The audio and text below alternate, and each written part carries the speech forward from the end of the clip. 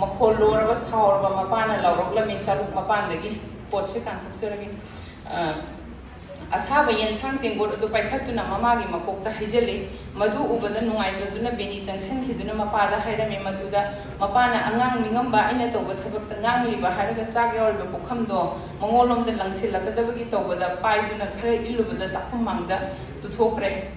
ꯌꯥꯝꯅ ꯁꯥꯟꯇꯤ ꯂꯩꯇꯕ ꯃꯔꯥꯜ ꯂꯩꯖꯗꯕ ꯅꯨꯄꯤ ꯑꯉꯥꯡꯁꯤꯡ ꯑꯁꯤ ꯅꯨꯄꯥꯁꯤꯡꯅ ꯉꯥꯎꯁꯤꯟꯅꯗꯨꯅ ꯌꯨ ꯊꯛꯇꯨꯅ ꯅꯨꯃꯤꯠ ꯆꯨꯞꯄ ꯂꯩꯔꯨꯔꯒ ꯂꯩꯖꯕ ꯈꯔ ꯆꯥꯕ ꯌꯥꯅꯅꯕ ꯂꯥꯡꯖꯔꯤꯕ ꯅꯨꯄꯤꯗ ꯍꯥꯎꯏ ꯍꯥꯎꯇꯦ ꯇꯥꯏꯅꯕ ꯌꯥꯝꯅ ꯇꯝꯊꯤꯕꯒꯤ ꯃꯁꯛꯅꯤ ꯅꯨꯄꯤꯁꯤꯡꯅ ꯈꯨꯟꯅꯥꯏꯁꯤꯗ ꯆꯠꯅꯕꯤꯅꯤ ꯍꯥꯏꯗꯨꯅ ꯌꯥꯝꯅ ꯋꯥꯅ ꯈꯥꯡꯕ ꯃꯌꯨꯝ ꯃꯀꯩ ꯃꯆꯥ ꯃꯁꯨ ꯁꯦꯟꯅꯕꯒꯤ ꯗꯥꯏꯇ ꯅꯨꯄꯤꯁꯤꯡꯇꯒꯤ ꯑꯣꯏꯕ ꯅꯨꯄꯤꯗꯤ ꯊꯋꯥꯏ ꯄꯥꯟꯕ ꯑꯃꯒꯨꯝ ꯈꯟꯕꯤꯗꯕ ꯅꯝꯁꯤꯟꯗꯨꯅ ꯐꯨꯗꯨꯅ ꯆꯩꯗꯨꯅ ꯆꯩꯅꯥ ꯈꯥꯡꯍꯟꯕꯤꯕꯅ ꯃꯁꯔꯨꯛ ꯑꯣꯏꯍꯟꯕ ꯅꯨꯄꯥꯁꯤꯡꯅ ꯅꯤꯁꯥ ꯁꯤꯖꯤꯟꯅꯕ ꯌꯥꯕ ꯃꯈꯩ ꯁꯤꯖꯤꯟꯅꯗꯨꯅ ꯅꯨꯡꯉꯥꯏꯊꯣꯛꯇꯨꯅ ꯉꯥꯎꯁꯤꯟꯅꯗꯨꯅ ꯂꯩꯊꯣꯛꯄ ꯅꯨꯄꯤ ꯀꯣꯏꯗꯨꯅ ꯃꯄꯥꯟꯗ ꯗꯤꯜ ꯂꯦꯟꯗꯨꯅ ꯂꯩꯊꯣꯛꯄ ꯌꯨꯝꯒꯤ ꯀꯔꯤꯝꯇ ꯌꯦꯡꯁꯤꯟꯗꯅ ꯃꯃꯩꯗꯁꯨ ꯃꯆꯥ ꯃꯁꯨꯒꯤ ꯀꯔꯤꯝꯇ ꯈꯟꯗꯅ ꯑꯇꯣꯝꯕꯤ ꯅꯨꯄꯤ ꯂꯧꯗꯨꯅ ꯌꯨꯒꯤ ꯈꯣꯂꯥ ꯍꯥꯡꯗꯨꯅ ꯕꯦꯅꯤꯒꯤ ꯃꯄꯥꯅ ꯇꯣꯉꯥꯟꯅ ꯂꯩꯈꯤ ꯕꯦꯅꯤ ꯃꯆꯟꯅꯨꯄꯤꯒꯤ ꯄꯨꯟꯁꯤꯕꯨ ꯆꯞ ꯃꯥꯟꯅꯅ ꯌꯨ ꯊꯛꯄ ꯁꯨꯅꯤꯡꯗꯕ ꯃꯆꯥ ꯑꯃꯗ ꯑꯃꯨꯛ ꯊꯨꯡꯂꯨꯏ ꯃꯆꯟꯅꯨꯄꯤꯗꯨꯅ ꯏꯃꯨꯡ ꯃꯅꯨꯡ ꯄꯨꯅꯅꯕ ꯍꯣꯠꯅꯕ ꯃꯁꯦꯟ ꯅꯨꯄꯥꯗꯨꯅ ꯌꯨ ꯉꯥꯎꯗꯨꯅ ꯂꯩꯕꯗꯨ ꯎꯕꯗ ꯕꯦꯅꯤ ꯈꯟꯈꯤ ꯃꯇꯝꯒꯤ ꯆꯠꯅꯕꯤ ꯑꯣꯏꯅ ꯅꯨꯄꯤꯁꯤꯡꯅ ꯑꯋꯥꯕꯗ ꯈꯥꯡꯕ ꯑꯣꯟꯅ ꯇꯩꯅꯕ ꯃꯁꯛꯇ ꯑꯋꯥꯕꯗ ꯈꯥꯡꯉꯤ ꯍꯥꯏꯕꯁꯤꯗ ꯃꯈꯜ ꯑꯃ ꯂꯣꯏꯖꯔꯦ ꯑꯗꯨꯒ ꯆꯥꯡꯌꯦꯡ ꯑꯣꯏꯅ ꯌꯦꯛꯄꯁꯤꯗ ꯑꯗꯨꯝ ꯑꯃꯨꯛꯇꯪꯒ ꯊꯧꯔꯥꯅꯤ ꯗꯦꯕꯤ ꯊꯧꯔꯥꯅꯤ ꯗꯦꯕꯤ ꯍꯥꯏꯔꯤꯕ ꯋꯥꯔꯤ ꯃꯆꯥ ꯑꯁꯤ ꯃꯅꯤꯄꯨꯔꯤ ꯁꯃꯥꯖꯗ ꯅꯨꯄꯤꯕꯨ ꯑꯁꯨꯛꯀꯤ ꯃꯇꯤꯛ ꯍꯟꯊꯅ ꯊꯝꯕꯤꯕ ꯃꯁꯥꯒꯤ ꯑꯄꯣꯛꯄ ꯃꯃꯥ ꯃꯄꯥꯒꯤ ꯃꯌꯨꯝꯗ ꯂꯥꯏꯕꯛ ꯊꯤꯕꯗꯒꯤ ꯍꯜꯂꯛꯇꯨꯅ ꯂꯩꯕꯗ ꯐꯥꯎꯕ ꯃꯅꯤꯡꯇꯝꯅ ꯂꯩꯖꯕ ꯉꯝꯗꯕ ꯃꯅꯝ ꯃꯆꯜ ꯃꯕꯨꯡ ꯃꯧꯄ꯭ꯋꯥꯁꯤꯡꯅ ꯅꯨꯡꯁꯤꯅ ꯌꯦꯡꯕꯤꯕꯒꯤ ꯃꯍꯨꯠ ꯌꯨꯝꯗ ꯂꯩꯍꯟꯅꯤꯡꯗꯅꯕ ꯇꯧꯕ ꯊꯤꯅ ꯉꯥꯡꯕ ꯑꯗꯨꯒꯤ ꯃꯊꯛꯇ ꯍꯤꯡꯅꯅꯕ ꯑꯐꯪꯕ ꯊꯕꯛ ꯁꯨꯖꯔꯒꯦ ꯍꯥꯏꯔꯕꯁꯨ ꯐꯤ ꯁꯥꯔꯒ ꯗꯨꯀꯥꯟꯗꯥꯔꯗ ꯊꯥꯕꯗ ꯗꯨꯀꯥꯟꯗꯥꯔꯁꯤꯡꯅ ꯃꯤꯠꯌꯦꯡ ꯆꯨꯝꯗꯦ ꯍꯖꯤꯔꯥ ꯁꯨꯔꯕꯁꯨ ꯊꯕꯛ ꯁꯨꯖꯔꯤꯕ ꯅꯨꯄꯤꯁꯤꯡꯗ ꯊꯤꯀꯥꯗꯥꯔꯁꯤꯡꯅ ꯅꯠꯇꯕ ꯃꯤꯠꯌꯦꯡ ꯌꯦꯡꯕꯤꯕ ꯃꯗꯨ ꯁꯣꯟꯕꯤ ꯅꯨꯄꯤꯅꯤ ꯍꯥꯏꯗꯅ ꯎꯁꯤꯠꯄꯤꯗꯕ ꯀꯣꯟꯅꯊꯪꯗ ꯍꯤꯡꯗꯕꯗꯤ ꯌꯥꯗꯕꯅꯤꯅ ꯗꯨꯀꯥꯟ ꯃꯆꯥ ꯑꯃ ꯐꯝꯂꯦ ꯄꯣꯠꯁꯤꯠ ꯐꯔꯦ ꯃꯤꯆꯪ ꯐꯔꯁꯨ ꯃꯌꯥꯝꯅ ꯀꯜꯂꯛꯇꯨꯅ ꯃꯩ ꯊꯥꯗꯣꯛꯄꯤꯕ ꯃꯔꯥꯜ ꯄꯨꯝꯅꯃꯛ ꯅꯨꯄꯤꯗ ꯄꯤꯕꯤꯕ ꯃꯋꯥ ꯃꯄꯨꯔꯣꯏꯕꯒ ꯃꯆꯥꯁꯤꯡꯒ ꯅꯣꯛꯅ ꯈꯦꯅ ꯄꯨꯟꯅ ꯂꯩꯃꯤꯟꯅꯅꯤꯡꯗꯕ ꯀꯅꯥꯅꯣ ꯂꯥꯏꯕꯛ ꯊꯤꯕꯗꯒꯤ ꯈꯥꯏꯅꯔꯦ ꯑꯗꯨꯕꯨ ꯅꯨꯄꯤꯗꯒꯤ ꯃꯔꯥꯜꯂ ꯁꯃꯥꯖꯀꯤ ꯃꯤꯠꯌꯦꯡ ꯅꯨꯄꯤꯗꯗ ꯆꯪꯕꯤ ꯅꯨꯄꯥꯗꯨꯒꯤꯗꯤ ꯃꯧ ꯍꯥꯏꯗꯨꯅ ꯂꯨꯍꯣꯡꯕꯤ ꯑꯩꯈꯣꯏꯒꯤ ꯈꯨꯟꯅꯥꯏꯗ ꯅꯨꯄꯥꯅ ꯅꯨꯄꯤꯕꯨ ꯑꯁꯨꯛ ꯇꯣꯟꯅ ꯍꯟꯊꯅ ꯌꯦꯡꯕꯤꯔꯤꯕꯁꯤ ꯀꯔꯤꯒꯤꯅꯣ ꯍꯥꯏꯅ ꯑꯏꯕ ꯃꯁꯥꯅ ꯋꯥꯍꯪ ꯑꯣꯏꯅ ꯍꯪꯉꯤ ꯐꯤꯛꯁꯟ ꯑꯦꯟ ꯗ ꯄꯣꯏꯇ꯭ꯔꯤ ꯀ꯭ꯂꯕꯀꯤ ꯑꯣꯖꯥꯁꯤꯡ ꯏꯕꯨꯡ ꯅꯨꯄꯥꯁꯤꯡꯕꯨꯁꯨ ꯏꯀꯥꯏꯐꯝꯗ ꯍꯣꯠꯆꯔꯤ ꯑꯣꯖꯥ ꯃꯣꯗꯔꯦꯇꯔꯒꯤ ꯑꯌꯥꯕ ꯂꯧꯖꯔꯒ ꯑꯩꯒꯤ ꯄꯦꯄꯔꯁꯤ ꯂꯥꯟꯊꯣꯛꯆꯒꯦ ꯑꯩꯒꯤ ꯄꯦꯄꯔꯒꯤ ꯃꯃꯤꯡ ऐतिहासिक उपन्यास अमा ओइना एलामन सोनामणिगी सेंगोई सना मणिपुरी साहित्य खायफम सावना लबंगलता खुदोल तमलक्तुना मणिपुरी उपन्यास की ताइबंगा ऐतिहासिक उपन्यास की ममी तंबा होरखी मसीगी मतुंगा महाराज कुमारी विनोदिनी की बोर सायोंगी सनातुंगी एलामन सोनामणिगी हजारी सेंगोई सना बीएम इस्लामगी निंथेम नुबी खेत्रीबीगी निंथीगी निंथेम असना सिंबा ऐतिहासिक उपन्यास कया लेप लेतन खुदोल तमलखी ऐतिहासिक उपन्यासकारसिंग असिगी मनुंगदा एलामन सोनामणि सोमनी अइबसी ख्रिस्टपूर्व 1985 जुलाई 13 मोयांखोम लोंगलाउबुंगदा ताइबंग खंदारखी अइबसी सैरेंग वारेंग वारी मचा खंड कायबा उपन्यास हंदोकपा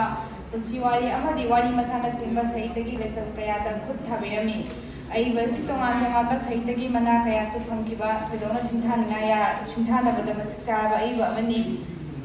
माइथोम याम्बा अइबा सिना बासुमती हजारी अमदी सेंगोई सना हारिबा उपन्यास असि अहुम असि खुदोल तंबिरमी अइबगी अनिसुबा उपन्यास हजारी मणिपुरी इतिहास दा अमुबा कालीना तैसिनना लेहौरबा निंगतंबगी अरोइबा लान ओइखिबा खोंजोम लान हाइना खंगनरिबा एंग्लो मणिपुर वारदा युमहम ओइबा ऐतिहासिक उपन्यास अमनी हौख्रबा मतमदा थोखिबा मांगलमचतकी थौदोक वाथोक अमसुंग लैरमलिबा मिसक मिहसिंगी मरमदा इसिनदुना नत्रगा लाचंदुना थंबबु इतिहास नत्रगा हिस्टरी हाइना खंगनै असिगुंबा इतिहास ता लाचंदुना लैख्रबा थौदोक वाथोक खरबु यांगलेन सरू ओइना लौखलगा अइबगी हैसिंगबा कल्पनागी शक्तिना सादोंग ओइदुना पुथोरकपा उपन्यासबु ऐतिहासिक उपन्यास हाइना खंगनै अइबगी अहुमसुबा उपन्यास सेंगोई सनासु अइबगी थोदोंना सिंथानबा याबा ऐतिहासिक उपन्यास अमनी उपन्यास असि इतिहास ता लाचंदुना लैरबा खोंजोम लानदा थोखिबा थौदोक वाथोक खरदा युमफम ओइदुना उपन्यास असि सागलपनी उपन्यास असिदा मरु ओइना मरैबाक मनिंग तंबा कन्ननबा थवाइना पोथा ओइदुना ब्रिटिश लानमीगा लानथेंगदुना थवागी अथोपंगी लानफमदा येंगनबबु मायों याखिबा अथौबा यास्कुल लापा हौजौसना मजाई रुंगो सेगोइसना मपा मचा अमदि मैतै अथौबा कयागी थोंगा लिंजेनबु अइबना निंथीने सिथारी उपन्यास असी अइबना वारी अमगी मनुंगदा वारी अमा अमुक दिहंदुना पुथोरकपा खुइनी उपन्यास असिगी मपुंग ओइबा वारीदी सोइनौ कोबी अहल ओइरेबी नुबी अमना महाकी मसु थोकपा मनीदा लिखिबा वारीनी मनी महाकी मरुप सावबा सरल इबोहल चंद्रमणिगा लोइनना सावबना इम्फालदा सखंगनखिबी याइंबीगी मयुमदा खंगबोक्ताना चखी अदुबु लाइबक थीबदगी याइंबीगा लंबीदा थिंगनदुना मखोइ लमखांगदा युमदा हलखी हलपगी लंबीदा मनीना थवाल अथोपंगी कुंजिंदा कौबिला खरना इकोइ कोइना मयाइदा लैरिबा लैतोंग अमगी मथक्ता नुंगी युम्बी अमदा लेफ्टिनेंट ग्रांड का मणिपुर लांबीगा इंग्लिश नमगा सनिपान मरिपुतरा माथोगी एप्रिल थागी अहानबा चयोमदा थेंनखिबगी वाफम खरा इहौबा अदु खंनिंदुना लाखी हलकपगा वारी लिकुन अदो सैनौना मसु मनीदा खुंजोम लानगी थवाल अथोपंदा ब्रिटिश का मणिपुरी सिंगा सोंनखिबा लानफम अदुगी मतांगदा वारी लिबिखी थवाल अथोपंगी लानफम अदुगी मतांगदा अबोक सैनौना असुना हाइखी कोट अरोंग तुरेंगी अवांग थंबा तोरबान अथोपोंग खुंदा इंग्रेज साहेब का मैतेगा थिंगनखिबा लांदो अखुइदी यास्कुलाफगी लांगना खंगनै संगोइसना अनकोट वारी असी मनुंगदा वारी असिगी मनुंगदा अमुक यास्कुलाफा हाउजो सनाना मचा इबुंगो सनाहल सेंबोइ सनादा मरैबाक निंबा अकल अथोप कया अमगी वारी अमुक लीदुना ताहनखी उपन्यास असिदा तोंगान तोंगानबा ममा लेबाक मरमदंबिदमक सिबकीदना लांथिंगनखिबा अमदी थवाइना पोंथा पीखिबा अथौबसिंगी वारी कया अमा यावरी वारीसिंग असिगी मनुंगदा इतिहासदा युमफम ओइबा थौदोक वाथोक कया अमा उपन्यासकारना यामना हैसिंगना लौकतुना पुथोरकपनी रोम लेबाकी मतिक मथौना लैरबा होरेससना महाकी मतिक मथौनातना रोम लेबाकु येंगनबना कुतुम चनगदबदगी कनखिबगी वारी अमरोमदा ख्रिस्ताब्दा 1994 मेवाड़ी राणा उदय सिंहाना मुगल सम्राट अकबर की मखुता माइथीदुना सिरबा मतुंगदा मसानुपा राणा प्रताप सिंहाना मेवाड़ की सिंहासन कादुना मखोइगी लम सितोरबु अमुक हजिनबा होनकी सही कया संगना मुगल गलान सोंगनदुना सितोर हंतोपा ngमखिदे हाइदना मपुंसी सुपा सरुगी फमुंगदा हिपकी उनागी पात्रदा सादुना पुंसी लोंखिबना सिंबा थौना फबगी इतिहास लासनदुना लेहोरबा मालमगी अथौबा कयागी थौना लिंजेनबु अइबना निंथीना सैथारी मसीदा सुनदना भारत की फावरबा महाकायबा महाभारत की सरुक अमा ओइबा ड्रोन पर्वगी मतंग पुसिलक्तुना मथौना लेरबा पांडवगी अभिमन्युना चक्रव्यूह संगुना कौरवकी अथौबा कयागा थौना लेना लांथिंगनखिबगी मतंग सु यावरी भारत अमसु मालेमगी अफावबा ममा लेबाकीदमक थौना लेना मथ्वाइ थाखिबा अथौबा कया अमा सैथाबा थनतना इरमदम मणिपुरगी मतिक मथौना लेखिबा इतिहासदा लासनदुना लेहौरबा निंथौरन कया अमसु मथंग पुसिलक्तुना मखोइगी मतिक मथौनाबुसु अइबना सिंथारी उपन्यास असिदा मैदिंगु सिंथंग खोमना पानमा मतमदा महाकी मामा मोयांग निंथौ खेलै लोंनांग तेलैबना मोयांगी लमदि पिकमली एदुना मैत्रबागी लम मसेट अमा फुपियु हाइबदा मैतैगी निंथौना याखिदबगी मलोमना अवागी मतेंग लौदुना लंदारखिबगी मतंग असि सेथारन कुंबाबसु असुना लासलमी कोट बामोन हरिनंदगी कुमसोक 1934 मोयांग निंथौ अवादा संखिये मैदिंगु सिंथंग खोमबदी तेखाउदगी लामी 1940 लोइनदुना लाए लंदा था अहन नोंग थांगजदा मोयांग पाता लासोन हनाये मोयांग ताए सेथारन कुंबाबा अनकोट मथक पलिबा मोयांग निंथौ असि मोयांग निंथौ खेलै लोंनांग तेलैबनी इतिहास लासनदुना लैरिबा मैदिंगु सिंथंग खोमना तेखाउ निंथौ स्वर्गदेव राजेश्वरगी मतेंगना मोयांग निंथौ खेलै लोंनांग तेलैबगु माइथिबा पीदुना मणिपुरदा निंथौ ओइदुना पानखिबगी मतंगसु यावरी लोइनना मयाबु मैदिंगु मरांबा नपोपी मजाइबेबा फुंदालोपी तेखाउ लैमबु आसामगी महारानी पुरंगनैनी तेखाउ निंथौ स्वर्गदेव राजेश्वर थाजदुना मणिपुरगा तेखाउ गाइसेन ओइनखि मसी इतिहासना साखीनी ख्रिस्ताब्दा 1918 अवाना नंदारक्तुना मैदिंगु सरोजित पुमाइथिबा पीदुना मणिपुर लेबाक अवाना खुदुम चनखिबा चहीदगी ख्रिस्ताब्दा 1915 मैदिंगु गंभीर सिंहा नरसिंहा मचिन मनाव अनपीना अवाबु माइथिबा पीदुना निंथी तुरेनवा मलान तांथोखिबा कुम फावबा असिबु मणिपुरी इतिहासदा ꯆꯍꯤ 7 ꯈꯨꯟꯇꯥꯛꯄ ꯍꯥꯏꯅ ꯈꯪꯅꯈꯤ ꯃꯇꯝ ꯑꯁꯤꯗ ꯑꯊꯋꯥꯏ ꯊꯥꯕ ꯄꯥꯝꯃꯨꯗꯕ ꯌꯦꯛꯅꯕꯒ ꯂꯥꯟꯊꯦꯡꯅꯈꯤꯕ ꯃꯔꯩꯕꯥꯛ ꯅꯤꯡꯕ ꯃꯤꯑꯣꯏ ꯀꯥꯡꯂꯨꯞ ꯀꯌꯥ ꯑꯃꯁꯨ ꯊꯣꯛꯂꯛꯈꯤ ꯃꯈꯣꯏꯁꯤꯡ ꯑꯗꯨꯒꯤ ꯃꯅꯨꯡꯗ ꯂꯕꯅ꯭ꯌꯥ ꯆꯟꯗ꯭ꯔꯒꯤ ꯃꯆꯥ ꯏꯕꯨꯡꯉꯣ ꯍꯤꯔꯥꯆꯟꯗ꯭ꯔ ꯑꯃꯁꯨꯡ ꯃꯥꯒꯤ ꯈꯪꯂꯣꯏ ꯃꯩꯇꯩ ꯄꯥꯊꯧ ꯑꯉꯣꯝ ꯁꯨꯕꯨꯅꯥꯠ ꯑꯀꯣꯏꯖꯝ ꯈꯝꯕ ꯃꯌꯦꯡꯕ ꯁꯥꯝ ꯃꯣꯏꯔꯥꯡꯊꯦꯝ ꯂꯕꯪꯒ ꯑꯦꯂꯥꯡꯕ ꯑꯃꯨ ꯑꯃꯁꯨꯡ ꯑꯃꯨꯗꯣꯟ ꯑꯗꯨꯒ ꯁ꯭ꯔꯤꯖꯨꯠ ꯒꯝꯚꯤꯔ ꯁꯤꯡꯍ ꯅꯔꯁꯤꯡꯍ ꯃꯆꯤꯟ ꯃꯅꯥꯎ ꯑꯃꯁꯨꯡ Manipur ꯂꯦꯕꯤꯒꯤ ꯇꯦꯡꯒꯣꯜꯁꯤꯡꯅꯤ Priya Devi PhD Scholar Manipuri Department MU Elangum Sonamani Sailing Sinda Sailing Latingi Masak Aigi Wakat Haiba Sailing Lariki Wahau Dokta Piriba Warol Sailing Izaningi Pajaningi Sailing Pajabada Makai Laitana Nungaiba Pauzai Sailing Di Mantrani Manipuri Saijagi Seba Sailing Na Haujaki Oloisu Sailing Na Oigani Haiba Warol Sidagi Aibana Sailing Yamna Thagwangna Lorami Haiba Se Kangbangamzai Sailing da Naujaba Sailing Bu Thagwangna Kanjakiba Saibani Maramaduna Sailing Gi Lairisu Masing Yamna Khonglami Aibagi Khongkraba Sailing Lairiksingdi Wakhal Sailing Sangbanabi Thamoi Bina Launam Chaubi Leirang Kainabada Ani Thoklabada Pomsaknabi Mingnaidabi Asibagi Lonbu Ahingbana Khangbra Ngaijari Nangbu Ningtamba Aigi Wakat Jatrik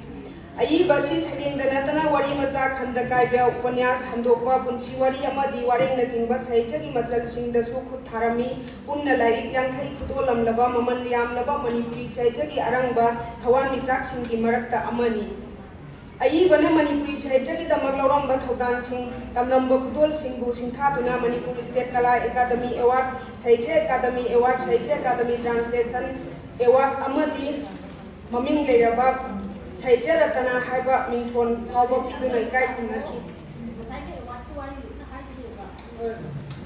Aikoina Miyoi Amaku Kanano Haina Masak Taknaba Honabada Misal Adugi Fijet Chakcha Wangang Sangang Sajat Lijat Phiba Murti Sawong Sabana Jingba Punamba Pukna Yengbabung Aiba Aibi Amagi Saitya Masak Taknaba Honaba Natraga Khangnaba Honabadasu Aiba Aibi Aduna Karamba Saitya Ki Machal Singda Khut Thabage Lairik Kaya Khudol Tamlambage Saitya Damak Kari Thaudan Yabage Haina Nainabata Natana Aiba Aibi Adugi Saitya Ki Lon Kui Amasung Khutong Doksu Ningthijana Nainafam Thoi Masina Aiba Aibi Dugi Saitya Ki Thaglet Naba Honabada Mateng Oigadauribani Maram Aduna Thagwanglaba Aiba Sigi Saitya Ki Masal Ningthina Khangnaba Honabada Aiba Sigi Saitya Ki Lon Kui Nainafam Thoi Wakhal Miyeng Asina Lamjing Oiduna Aiba Sigi Lon Kui Gi Manung Saliba Sailing Singda Uba Phungba Sailing Leitengi Masak Puthoknaba Honaba Haibasina paper asigi hiram oina lokhatjabani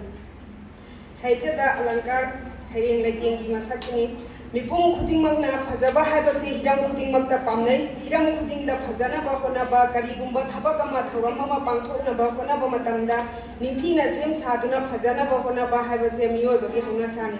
Pangthokliba thabak natragana thoram adubu phajainaba honabada makhal makha kayagi leiteng sijinai Ningthina leitengduna phajahalabadi ayengbasingi Awubasingi mitki nungaibata natana puningi oiba ayingba amasung thamoigi apenba haiba masu oirei Maram aduna lam khudingmakta miyoibana phajahanaba leiteng haibase sijanai Saitya Kaibya haibasimaksu phajabagi khusiamni aibagi puning wakhalbu longi matengna mapanda uthoklapani Kabi amana Hainingliba phongdokningliba puninggi warol adu isam chamba wahai watana sem Saba Leiteng Haibasi Yaudana Iting Tingna Phongdokpada Apabasinda Nung Yauna Nungaiba Phauhanba Ngamde Maram aduna Saphu Laina Apabasingi Thamoi Yauna Nung Phauna Paudamba Ngamnabagidamak Wahai Wata Londa Pudagi Leitengba Mathau Tai Asigumba Leitenggi Masaksi Sailing Haiba Saitya Machal Asidana Khara Hena Sijinaba Thengarai Wahaida Phajanaba Semba Leiteng Mawongbu Sabda Lankar Aduga Arthada Phajanaba Semba Leiteng Mawonguna Artha Lankar Haina Khangai Aibagi Sailing Lairik Yambana Maram Oiraga paper asi sagatnaba honabada Lairik Sailing Lairik Manga Lokhatsai Launam Chaubi Leirang Mingnaidabi Ngaijari Nangbu Ningtamba Aigi Wakat Amadi Jatrik Sailing Lairik Sing asida yauriba Sailing Singda mapung oina uba phangba aibana toina sijinaba Sailing Leiteng Singdi wahaigi leitengda Anubras Alankar Punarukti Prakash Alankar Bipsa Alankar Dabanirukti Alankar Bakrokti Alankar amasung wahaigi wahanthok haibadi arthada semba leiteng mawongda उपमा अलंकार रूपक उल्लेखा उत्प्रेक्षा मानवी कारण विशेषोक्ति लोकोक्ति असिनचिंबा अलंकार मखलसिंग इरेंसिंग असिदा उबा fungi हाइरिबा अलंकार मखलसिंग असे खुदम अममतंग वना लखतुना खुदोल तंजगे अनुप्रास अलंकार हाइबसे वहाईदा इरक्पा मतमदा कोइगी कंसोनेंट साउंड सिंग असे थंगना थंगना थम्मगा लेटिंग वना सेम्बा दुगुंबा सैरेंगी मवोंदुनी सिगिसिदा खुदम अमतंग लखतजरबदा हे इमा पुक्सेल चाउरबी सागर कंसा लांबी खिबी त्रिभुवन बु कनबिरीबी हिमालय की मचानुपी मानसीना योगजाबी हे मंदाकिनी सुरेश्वरी नुजागी आत्मा से लाइबक थिरबी सिनबियु शांति देवीदा सैरेंग मतेक असिदा बी बी हाबा बी बी री सुमाइना लोइहल्लगा सैरेंगी फजाबा मसक हेंगथली सिगुंबा लेतेंग मवोंग सिवानुप्रास अलंकार हाइना खंगने इ अलंकार हाइबसिदा हाइदोरिबा वहाई अदुना अर्थ खरा मखै उट्लबा हाइबदी वहाईदुना हाइदोरपदा अर्थ खंगबा ngamba वहाई सिजिनबा लेतेंगी मवोंग अदुनी हाइरिबसिसु अयिबगी सैरेंसिंदा यामना मरांग कायना उबा फंगी बक्रोक्ति अलंकार हाइबसिदा वाफम अमबु नाकोइनना हाइरपनी खंदुना मदुगी आर्थसु नाकोइनना फोंदोपा अमदि लौबा अलंकार मखल अदुनी अयिबगी सैरेंदा खुदम अमतंग लौखतजगे लकक तौबा खोंथांग हन्ना येंबा मियेंग हुना हुना येंबा पुरान मिची हाइनो पाउखुम मरोल लोनबा मियेंग असुक फजबा सक्तम मफम कैदा लैगे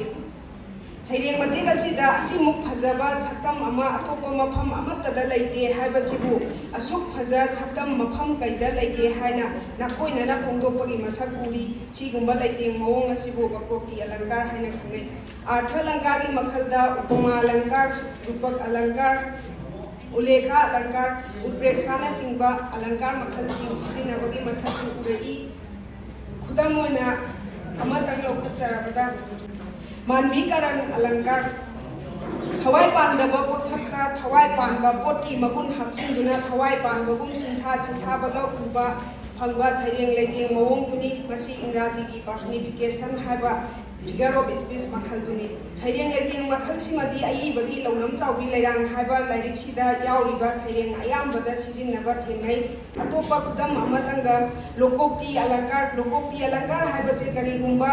अमगी मरमदा सैथा सिंथारक्पा मतमदा प्रमाण बंथै पाउरौ सिजिनदुना सैरेंगी फजबा हेंगतहनबा ताबदा नुंगाइबा फावहनबा सेमलक्पा लैतेंग मवोंग अदुनी खुदम अमतंग लौखतजरबदा चामिन्नबा हाउबनी उमिन्नबा यांगबनी नुंसिनबा धर्मनी धर्म कुंबै मरुनी हाइदे धर्म अमता हनौ हाइना युंगलोनबा ताकते धर्म गुरु कना येंगनौ हाइना लैमिन्नबा इन्नबा यांगबनी हाइबा पाउरौ असि सिजिनदुना नुंसि जानाना हिंमिन्नबा पुन्ना लैमिन्नबगी अपामबो उतुना पाउरौ असिगी मतेंगना सैरेंगी साफु हेन्ना फजबा हेंगतहल्ली मथक्ता खुदमगा लोइनना संदोक्तुना उलिबा सैरेंग लेतेंगसिंग असिदा नतना अयिबना यामना तोइना अयिबना मरक मरकता सिजिनबा सैरेंगी लेतेंग मखलसिंगसु लै सैरेंगी लेतेंग मखलसिंगदा सहोक्ति अपहुति पर्याय मिलित व्यातिरेक दीपक तुल्य जोगिता सिना चिंबनी सैरेंग लेतेंग हाइबसिदा वहाई अमदी आर्थकी फजनबा सेम्बा लेतेंग मवोंग अलंकार हाइबसिदा नतना सैरेंगी खोंजत हाइबा अमसु लेतेंगी मनुंग चली सैरेंगी खोंजत ताकनबा होनबदा छंद रिदम अक्षर सिलेबल मात्रा पर्व चरण अमसुंग स्तबक हाइबदी स्टेंजा असिना चिंबा सिंगसिना मसाक ओय अयिबगी लौखतजरिबा लाइरिक मंगा असिगी मनुंगदा निंथीना छंदगी नियम ngakna मात्रा पद स्तबकी अकक्नबा मसिंग सेमदुना लेंबसी मिनाइदबी हाइबा सैरेंग लाइरिक असिनी लाइरिक असी वारी सैरेंग मापलना पुनसिंदुना सेमबा नासोम लैचल अमनी मैतै अखोइगी लाइनिंग लाइसोल नाट चटनबीगी मचाक कया हापदुना अरिबा मैतै लोना मपुंग ओइहंदुना पर्व स्तबकना चिंबा छंदगी खोंफम मानहंदुना लैसी लैथोनगा लोइनना लेंबा लाइरिकनी अयिबगी वारी लीबगी वहाई वता लेंसिंबगी हईसिंबदु लाइरिक असिदा मयेक सेंगना उबा फंगलई खुदम ओइना अमतंग लौखतजगे ahing ichik ulakle